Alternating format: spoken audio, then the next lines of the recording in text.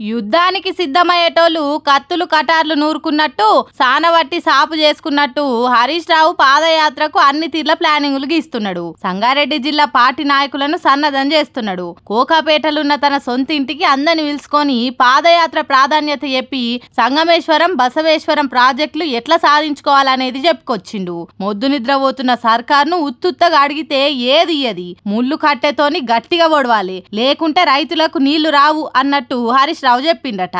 ఈ రెండు ప్రాజెక్టుల కింద ఉన్న రైతులను యుద్ధానికి సిద్ధం చేయుండ్రి. పార్టీ కార్యకర్తలకు, గ్రామ కమిటీలకు, మండల లీడర్లకు, మంది మాగాదులకు మత్లాబులు పంపుండ్రి. మనం పాదయాత్ర ఎందుకు చేస్తున్నాం, ఆ పాదయాత్ర ఎక్కడి నుంచి ఎక్కడికి సాగుతుంది, మన డిమాండ్ లేంది, పార్టీ ప్లానింగ్ ఎట్లున్నది, రైతులను ఎట్లా జమగూర్చాలి, ఎవరెవరు ఎక్కడెక్కడ పని చేయాలి అనేది ప్లానింగ్ చేసిండ్రట. ఎమ్మెల్యేలు సునీతా లక్ష్మారెడ్డి, చింతా ప్రభాకరు, మాణిక్ రావు, మాజీ ఎమ్మెల్యే భూపాల్ రెడ్డి ఇట్లా పెద్ద పెద్ద లీడర్లంతా హరీష్ రావు పాదయాత్ర పనులు చూసుకుంటురట.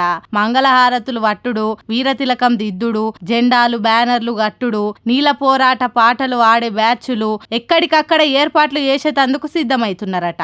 130 కిలోమీటర్లు నడిస్తే హరీష్ రావుకు ఎన్ని చెమటన్న సుక్కలు రాలినా రైతుల పొలాలకు నీళ్లొచ్చేదాకా పోరాటం చేయాల్సిందే. సర్కార్ మేడలోంచి నీళ్లు సాధించుకోవాలి. 4 లక్షల ఎకరాలకు నీళ్లొచ్చి పచ్చటి పైర్లు పెరగాలి. అంతవారి దాకా ఏమేం చేస్తారో ఎట్లా చేయాలనో మాట్లాడుకున్నారట. కేసీఆర్ సభను కూడా పెద్ద ఎత్తున పెట్టాలని, అది చూసిన సర్కార్కు వణుకు పుట్టాలి, ఉల్కు పల్కు లేని సర్కార్కు ఉడుకు పుట్టియాలనేది మాట్లాడుకున్నారట. మరి చూడాలి హరీష్ రావు పాదయాత్రాంగం తెలంగాణ రాజకీయాల్లో ఎసొంటి మార్పు తీసుకొస్తుందో.